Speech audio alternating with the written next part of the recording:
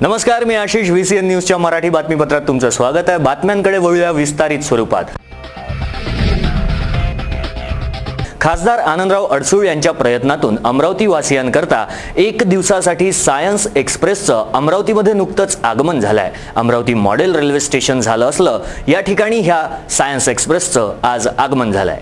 जलवायू परिवर्तन विशेष असलेली 16 डब्यांची सायन्स एक्सप्रेस 30 जुलैला अमरावती रेल्वे स्टेशनवर दाखल झाली आहे.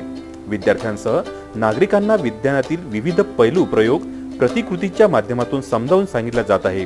सायन्स एक्सप्रेस हा भारत सरकारच्या विज्ञान आणि तंत्रज्ञान विभागाचा म्हणजेच DST चा विशेष प्रकल्प आहे. विद्यार्थी आणि सामान्य जनतेला सायन्स व त्यातून होणारे विविध परीक्षण, त्यांचा निकाल म्हणजेच विद्यार्थ्यांना विज्ञान आणि तंत्रज्ञानाच्या प्रगतीचा मार्ग सुकर बनावा व याचा अभ्यास विद्यार्थ्यांना करता यावा या अनुषंगाने भारत सरकारने 2007 ऑक्टोबर पासून भारत भ्रमण करिता 16 डब्यांची वातानुकूलित एक्सप्रेस सुरू केली. आतापर्यंत 1,50,000 किलोमीटरचा प्रवास पूर्ण करणाऱ्या या गाडीने 8 वेळा देशांचा प्रवास पूर्ण केला आहे. देशातील 510 स्थानकांवर गाडीने उपस्थिती दर्शवली आहे. आतापर्यंत 1750 प्रदर्शन दिवसांमध्ये या प्रदर्शनास अति प्रचंड असा 1.72 कोटी दर्शकांचा प्रतिसाद लाभला आहे. सायन्स एक्सप्रेस सर्वात मोठे आणि सर्वाधिक दर्शक लाभलेले प्रदर्शन बनले आहे. त्यासाठी तब्बल 12 वेळा लिम्का बुक ऑफ रेकॉर्ड मध्ये दखल घेतली आहे. विज्ञान व तंत्रज्ञान विभाग, वन पर्यावरण आणि जलवायू परिवर्तन विभाग, जैव तंत्रज्ञान विभाग, रेल्वे मंत्रालय, भारतीय वन्यजीव संस्था आणि Vikram Sarabhai community science centre या साऱ्यांनी मिळून विद्यार्थी व सायन्स जनतेपर्यंत याची माहिती पोहोचावी यासाठी हा उपक्रम राबवण्यात असल्याची माहिती देण्यात आली आहे. The explanation was really very great and the explanation simple English language, easy to understand. The explanation was very nice. I learned a lot from the experiences inside. It was a really great. चांगलं आहे. यात मुलांना नवीन innovative म्हणजे काही नवीन शिकायला मिळते आणि आताच आम्ही पाहिलं की इथे आपल्याला जर काही आयडिया असेल ते पण सांगू शकत आहे मुलं. त्यामुळे कसं की अमरावतीतल्या विदर्भात लोकांना एवढं काही माहीत नसतात आणि त्यांना नवीन काही माहिती पडत आहे स्टुडंटला आणि त्यांना चांगला चान्स आहे यातून काही शिकून पुढे जाण्याचा. यामध्ये खूप जे सायन्समध्ये माहीत नव्हतं ते माहिती भेटली आणि thanks for science express to giving me this information all about science. मला याच्यात खूप वेगळी चीजे बघायला भेटली आणि खूप इंटरेस्टिंग चीजे बघायला भेटली. जे विद्यार्थ्यांनी आज प्रदर्शन बघितले खरोखरच एक उत्स्फूर्त प्रतिसाद विद्यार्थ्यांचा आहे आणि त्यामध्ये विविध प्रकारच्या पर्यावरणाच्या संतुलनासंदर्भात, जलवायूपासून तर भूमीच्या संदर्भात संवर्धन कशाप्रकारे केलं जातं अतिशय छान पद्धती माहिती प्राप्त झाली आहे. आतमध्ये खूप साऱ्या सायन्समधील माहिती दिली आहे, खास करून जलवायू हर एक पार्टमध्ये वेगवेगळ्या प्रकारे माहिती दिली आहे सायन्सबद्दल आणि खूप सारं आतमध्ये पाहणं जोगतं आहे. माझी इच्छा आहे की सगळ्यांनीच पाहावं. डब्यांचे फिरते विज्ञान प्रदर्शनाची ही सायन्स एक्सप्रेस अकोला, मूर्तिजापूर व तेथून थेट नागपूरला जाणार होती. मात्र खासदार आनंदराव अडसूळ यांनी रेल्वे बोर्डाचे अध्यक्ष व विज्ञान तंत्रज्ञान मंत्री डॉक्टर हर्षवर्धन यांची भेट घेऊन सायन्स एक्सप्रेस अमरावती येथे विद्यार्थ्यांच्या अवलोकनार्थ थांबवावी अशी मागणी केली होती. केंद्रीय सायन्स अँड टेक्नॉलॉजी मंत्रालय यांनी ही ट्रेन खऱ्या अर्थाने निर्माण केली. त्याच्यामध्ये रेल्वे मंत्रालयाचा सहभाग जरूर आहे. रेल्वे देण्यापूर्वी ज्यावेळेला ही ट्रेन क्लायमेट चेंज कशा पद्धतीने होते, त्याचे दुष्परिणाम काय होत आहेत, पर्यावरण म्हणजे नक्की काय आहे आणि त्याचे परिणाम आपल्या जनमानसांवर, निसर्गावर, पाऊस लवकर न येण्यावर, उन्हाळा जास्त कडक असण्यावर, अशा अनेक गोष्टी आज आपल्याला ज्या अनुभवायला मिळत आहेत त्याचं दर्शन आणि त्याच्यामध्ये सुधारणा आपण कशी करू शकतो अशा प्रकारची ही ट्रेन आहे. दुसऱ्या बाजूला जे जीवजंतू आपण म्हणतो, प्राणीमात्र म्हणतो, त्यांचं महत्त्व या निसर्गाच्या दृष्टीने, या पर्यावरणाच्या दृष्टीने आणि पर्यायानं आपल्यासाठी काय आहे याचंही दर्शन आहे. आणि म्हणून या सगळ्यामध्ये बदल काय करू शकतो आपण, पॉझिटिव्ह विचार कसा करू शकतो, त्यासाठी काय यंत्रणा आहे हेही या ट्रेनच्या माध्यमातून आपल्याला बघायला मिळते. नाही, एकच दिवस राहणार आहे. खऱ्या अर्थाने अमरावतीकरता नव्हती ती, परंतु खास करून आपण प्रयत्न करून म्हणूया तिला या ठिकाणी एक दिवसाकरता आणलेली आहे. उद्या ती नागपूरला आहे आणि उद्या तिचा समारोप होणार आहे. त्यामुळे महाराष्ट्राचा विषय खरं उद्या संपणार. टेक्नॉलॉजी मिनिस्ट्री केंद्र सरकारकडून या सायन्स एक्सप्रेसचं या ठिकाणी सर्व देशामध्ये आयोजन केलेलं आहे, परंतु अमरावती सायन्स एक्सप्रेसच्या यादीमधून सुटलेलं होतं. आमचे नेते मार्गदर्शक या अमरावती जिल्ह्याचे कर्तव्यदक्ष खासदार माननीय आनंदरावजी अडसूळ साहेब यांनी रेल्वे मिनिस्ट्रीला मंत्र्यांना आणि सायन्स अँड टेक्नॉलॉजीच्या मंत्र्यांना पत्र देऊन तात्काळ अमरावती शहरामध्ये सायन्स एक्सप्रेस द्यावी अशा पद्धतीची सूचना केली आणि त्यांचा मान ठेवून मंत्रालयाने लगेच अमरावती शहरात सर्व आमच्या बाल मित्रांसाठी या ठिकाणी सायन्स एक्सप्रेस आज आलेली आहे. आणि त्या मागणीला हर्षवर्धन यांनी मंजुरी देऊन 30 जुलैला सकाळपासून तर सायंकाळी 5 वाजेपर्यंत अमरावती शहरवासी व विशेष करून विद्यार्थ्यांना याचा लाभ मिळावा यासाठी अमरावती मॉडेल रेल्वे स्टेशनवर ही एक्सप्रेस थांबवण्यात आली होती. वळ्यात पुढच्या बातमीकडे. भारताचे पंतप्रधान नरेंद्र मोदी यांनी भारतवासियांसोबत आकाशवाणीवरून केली 34व्यांदा मन की बात. अमरावती शहरात जवळपास 350 ठिकाणांवरून ही मन की बात शहरवासियांना ऐकवण्यात आली. भारताचे प्रधानमंत्री नरेंद्र मोदी यांनी जनतेशी सरळ संवाद व उपदेशात्मक मन की बात हा कार्यक्रम सुरू केला आहे. भाजपा सरकार केंद्रात बसल्यानंतर आतापर्यंत 33 वेळा प्रधानमंत्री यांनी विविध विषयांवर जनतेशी संवाद साधत आले आहे आणि यातूनच सामान्य जनतेला शहरापासून तर ग्रामीण परिसरापर्यंत प्रत्येक सामाजिक अडचणी किंवा विकासात्मक कार्यामध्ये पुढाकार घेण्याच्या व भारतवासियांच्या अडचणी जाणून घेण्याचा प्रयत्न मन की बात या कार्यक्रमाअंतर्गत केला जात आहे. 30 जुलैला प्रधानमंत्री नरेंद्र मोदी यांनी 34व्या मन की बात या आकाशवाणीवरून जनतेशी संवाद साधला आणि हा संवाद अमरावती मनपा व भाजपा कार्यकर्त्यांनी एकसाथ मिळून जास्तीत जास्त नागरिकांनी हा संवाद ऐकावा या हेतूने संपूर्ण अमरावतीमध्ये 350 ठिकाणांवर वेगवेगळ्या पद्धतीने मन की बात हा कार्यक्रम ऐकवला. त्यातील नेमकं या मन की बात कार्यक्रमातून काय साध्य झाले हे विषयांनी काही ठिकाणी भेट देऊन तेथील लोकांची प्रतिक्रिया मिळवल्या आहेत. बघूया जनता काय म्हणते ती. म्हणजे आता सध्या जे 1 जुलैपासून GST सुरू झालं त्याविषयी बऱ्याचशा लोकांच्या मनामध्ये शंका होत्या की बाबा आता बाकी कसं होणार, पुढे आपल्याला समजणार किंवा नाही याच्यामधलं काही. परंतु मोदीजीचं जे भाषण आता झालेलं आहे त्याच्यामध्ये त्यांनी सांगितलं का पूर्ण भारतच आता डिजिटल होणार आहे आणि नवीन पिढी जी आहे, विशेषतः जी नवीन पिढी आहे हे त्याच्यामध्ये त्यांचा मोठा सहभाग होणार आहे आणि GSTचा आणि नोटबंदीचा जो फायदा आतापर्यंत लोकांना झालेला आहे त्याच्यामुळे नक्कीच आपल्या भारताची प्रगती होईल आणि भारत हा जगामध्ये एक डिजिटल एक राज्य किंवा डिजिटल एक भारत होईल तयार असं मला वाटतं. एकदम व्यवस्थित समाधान झालेलं आहे.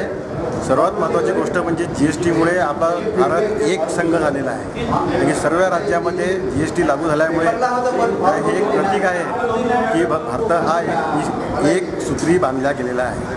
हे जे सुसंवाद यात्रा त्यांनी घेतली आहे हे सामान्य लोकांपर्यंत पोहोचण्यासाठी खूप छान यानी की हे आहे म्हणजे सिस्टीम आहे की आम्ही आमचे विचार डायरेक्ट त्यांच्याशी मांडू शकतो आणि आज त्यांनी एक बेटीबद्दल आमची आज पूर्ण म्हणजे टीम हारली आहे पण त्यांनी बेटींना खूप प्रोत्साहन दिलं. या गोष्टीसाठी आम्ही त्यांचे पूर्णपणे धन्यवाद करतात. तर आज पंतप्रधानांची जी मन की बात आम्ही ऐकली त्यामुळे आम्हाला म्हणजे खूप सारे विचार कळले त्यांचे आणि देशात काय परिस्थिती आहे ते पण कळलं आणि त्यांनी जे पूर्ण नगरात हे म्हणजे त्यांच्यापर्यंत पोहोचत आहे आमच्या गोष्टी हे आम्हाला खूप समाधान वाटत आहे.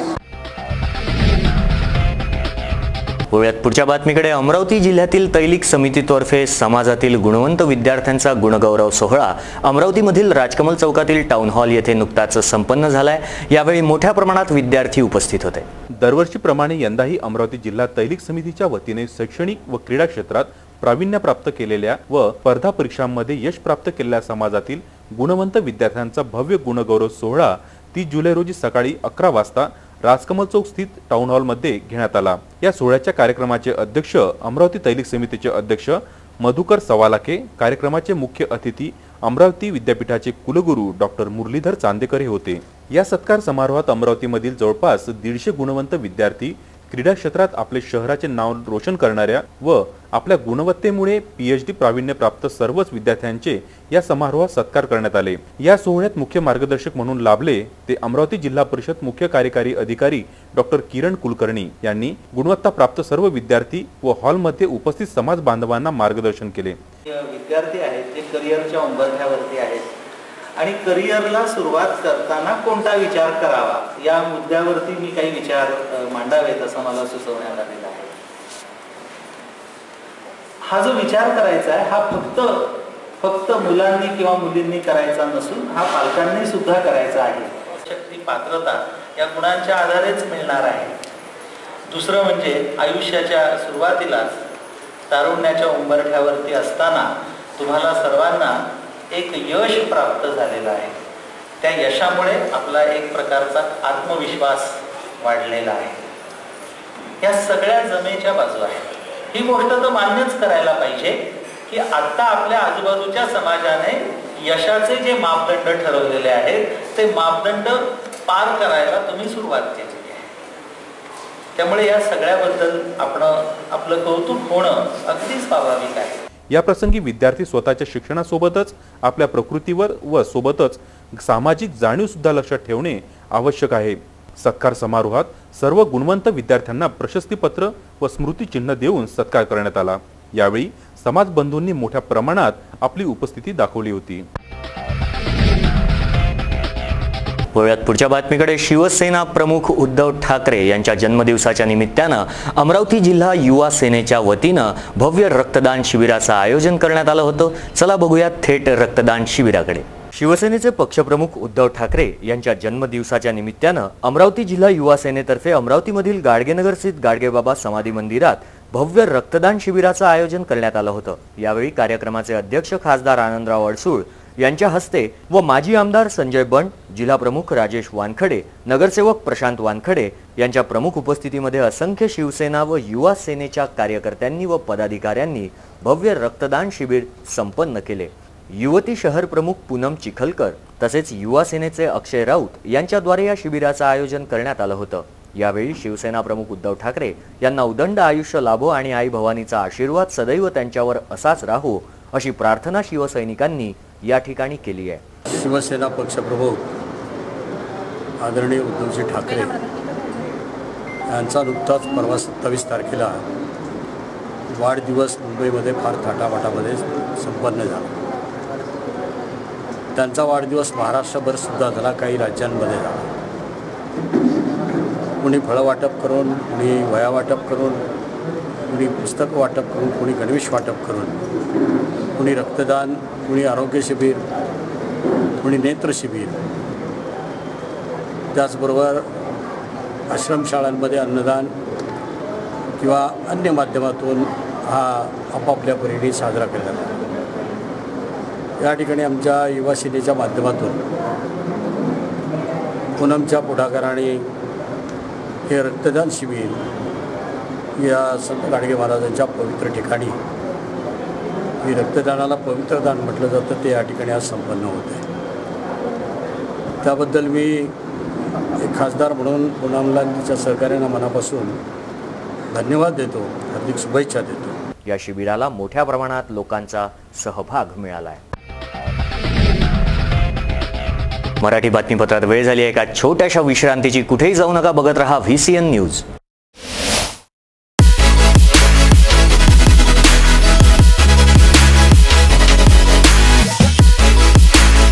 आपण पाहत आहात VCN न्यूज, आपला विदर्भ, आपली बातमी।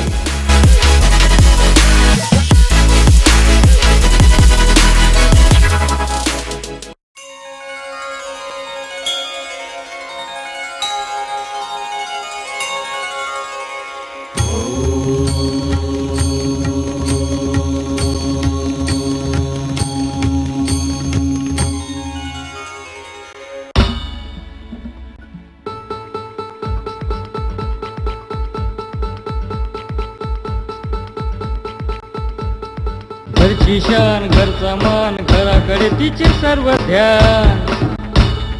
कोण आहे ती, अहो हो कोण आहे ती, गृहलक्ष्मी गृहलक्ष्मी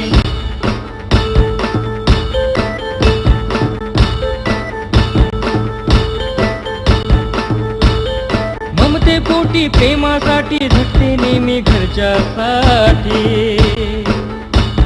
अहो पण काय केलं तिच्यासाठी? म्हणूनच तर घेऊन आलोय गृहलक्ष्मी, आनंद एका स्त्रीचा. अगं बाई, विदर्भाची गृहलक्ष्मी दिनांक 15 ऑगस्ट पासून आपल्या घरी. GTPL सेट टॉप बॉक्स मध्ये VCN news channel number 72, UCN set top box मध्ये चॅनल नंबर 81 वर रोज रात्री 8 वाजता व पुन्हा प्रक्षेपण रोज सकाळी 8 वाजता. पाहत रहा विदर्भामधील खवयगिरींचा एकमेव कुकिंग शो.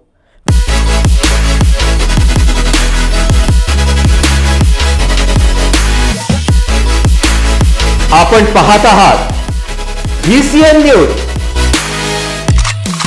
आपला विदर्भ, आपली बातमी.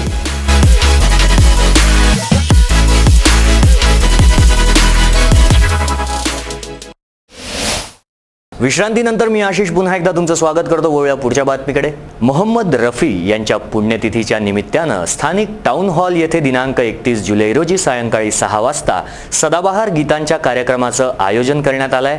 या कार्यक्रमाचा आनंद घेण्याचं आवाहन आयोजकांद्वारे करण्यात येत आहे. भारतीय संगीत क्षेत्रातील खूप मोठं नाव असलेले मोहम्मद रफी यांच्या पुण्यतिथी निमित्त अमरावती शहरातील राजकमल चौकात टाउन हॉल येथे दिनांक 31 जुलै रोजी सायंकाळी 5 वाजता राजकुवर निर्मित RK मेलोडीज ऑर्केस्ट्राद्वारे मोहम्मद रफी यांचा सदाबहार गाण्यांचा कार्यक्रम घेण्यात येतोय.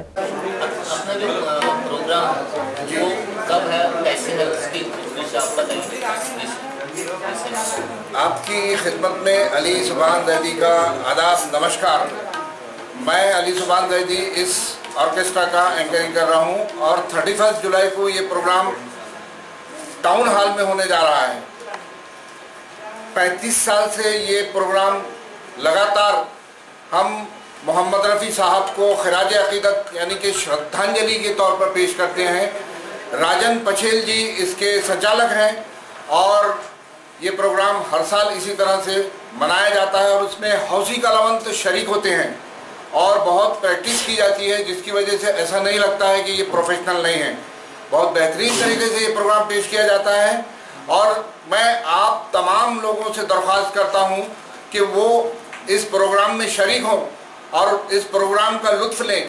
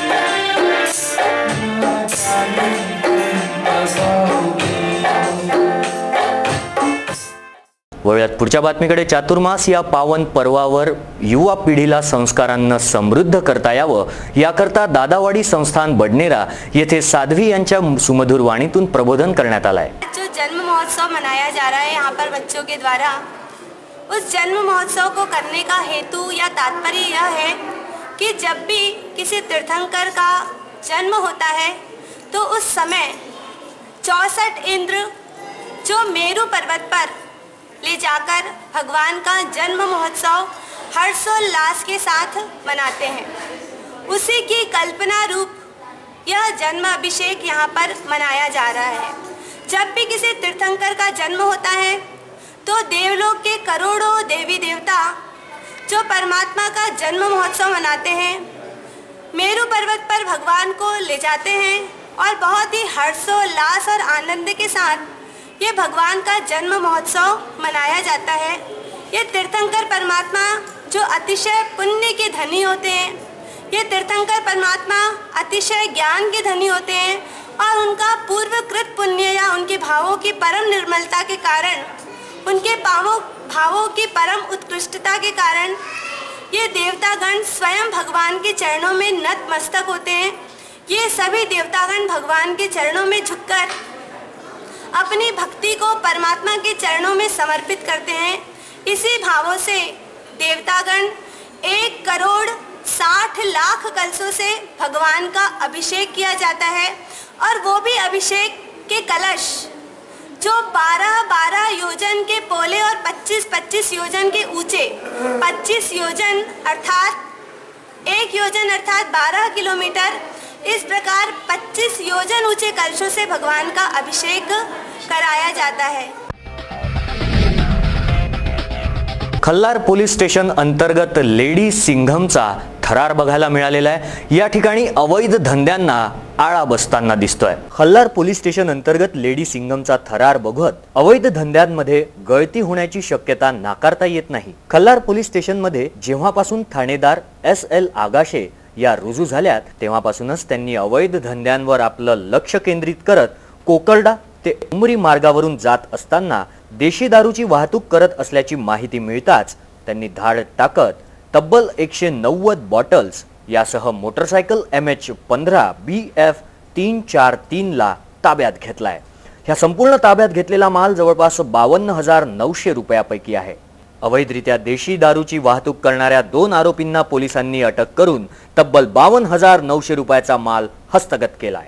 सदर कारवाई SL आगाशे यांच्या मार्गदर्शनात करण्यात आली असून गेल्या आठवड्याभरात 10 ते 15 जागेंवर छापेमार कारवाई करत गुन्हेगारीत वचक तयार करण्यात त्या यशस्वी झाल्या। वळूयात पुढच्या बातमीकडे. मानवता बुद्धविहार राहुल नगर येथे नुकतेच स्वाईन फ्लू रोग निदान शिबिराचं आयोजन करण्यात आलं होतं।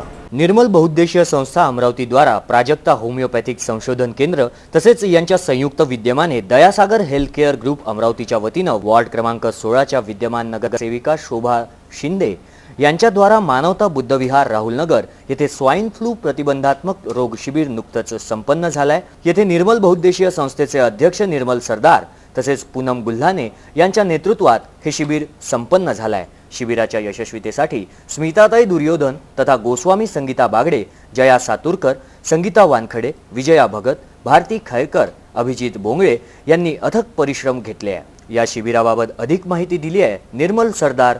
निर्मल बहुउद्देशीय संस्थेच्या माध्यमातून जे आरोग्यविषयक जे वेळोवेळी कार्यक्रम आम्ही राबवत असतो आणि हे कार्यक्रम राबवित असताना मुद्दा असा नाही की फक्त आरोग्यविषयकच राबवत असतो। संस्थेच्या माध्यमातून कार्यक्रम आम्ही कधी आपल्या विद्यार्थ्यांचे व्यक्तिमत्व विकास किंवा विद्यार्थ्यांना अभ्यासासाठी त्यांना प्रवृत्त करणे आणि जे वातावरणाच्या बदलानुसार ज्या वेळोवेळी साथी वगैरे येतात, उदाहरणार्थ आपण चिकनगुनिया किंवा डेंग्यू, मलेरिया, डायरिया यासारख्या साथी ज्या येत असतात तर त्या साथीवर आम्ही वेळोवेळी आरोग्यविषयक कॅम्प, शिबिर असे अवेलेबल करत असतो। निर्मल बहुउद्देशीय संस्थेच्या माध्यमातून आमची टीम आहे, आमचा हा जो ग्रुप आहे दयासागर हेल्थ केअर ग्रुप, हा ग्रुप निर्मल बहुउद्देशीय संस्थेच्या अंतर्गत जनरेट झालेला ग्रुप आहे आणि या ग्रुपच्या माध्यमातून आम्ही कोलेस्ट्रॉल, लिपिड प्रोफाईल किंवा रक्त तपासणी वगैरे जे शिबिरं आम्ही शाळेमध्ये किंवा पोलीस स्टेशनमध्ये किंवा आणखीन अन्य कुठल्याही गर्दीच्या ठिकाणी आम्ही कार्यक्रम राबवत असतो. व पूनम गुल्हाने यांनी हे जे शिबिर आहे हे आमचं निर्मल बहुउद्देशीय संस्था आणि माझं स्वतःचं प्राजक्त होमिओपॅथिक दवाखाना यांच्यातून जनरेट झालेलं हे दयासागर हेल्थ ग्रुप आहे आणि याद्वारे आम्ही आता स्वाईन फ्लूसाठी प्रिव्हेंटिव्ह डोस म्हणून आम्ही पेशंटला देतो. म्हणजे लाभार्थ्यांसाठी आम्ही हे केलेलं आहे जेणेकरून आता जी सध्याची इन्फेक्शन चालू आहे व्हायरल इन्फेक्शन चालू आहे स्वाईन फ्लू चालू आहे हे होऊ नये आणि लोकांमध्ये जनजागृती व्हावी. आपण होमिओपॅथिकली आपण प्रिव्हेंटिव्ह डोसेस देतो यामध्ये. वळूयात पुढच्या बातमीकडे. स्थानिक अमरावती बस स्थानक परिसरात शुक्रवारपासून बेवारस अवस्थेत उभी असलेली एक दुचाकी वाहतूक शाखा विभागाच्या नजरेस पडली. वाहतूक विभागाच्या नो पार्किंग गाडीनं बेवारस असलेल्या दुचाकीला आपल्या ताब्यात घेतलं. या दुचाकीचा नंबर होता MH29 AL 6110. या गाडीची अधिक माहिती घेतली असता यवतमाळ जिल्ह्यातील लोहारा पोलीस स्टेशन अंतर्गत वडगावच्या घटनेच्या गुन्ह्यात ही दुचाकी वापरण्यात आल्याची बाब समोर आली आहे. दिनांक 26 जुलै रोजी वडगाव इथे झालेल्या एका गुन्ह्यात ही दुचाकी वापरण्यात आल्याची गोष्ट समोर आली आहे. या दुचाकीचा संबंध वडगाव येथील खुनाशी असल्याचा संशय व्यक्त केला जातोय.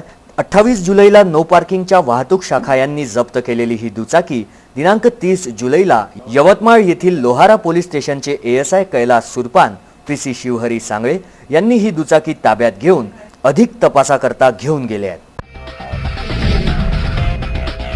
तर हे होतं आजचं मराठी बातमीपत्र. मराठी बातमीपत्रात वेळ झाली आहे इथेच थांबण्याची. विदर्भाशी जुळलेले ज्वलंत प्रश्न जाणून घेण्यासाठी बघत रहा VCN न्यूज. नमस्कार.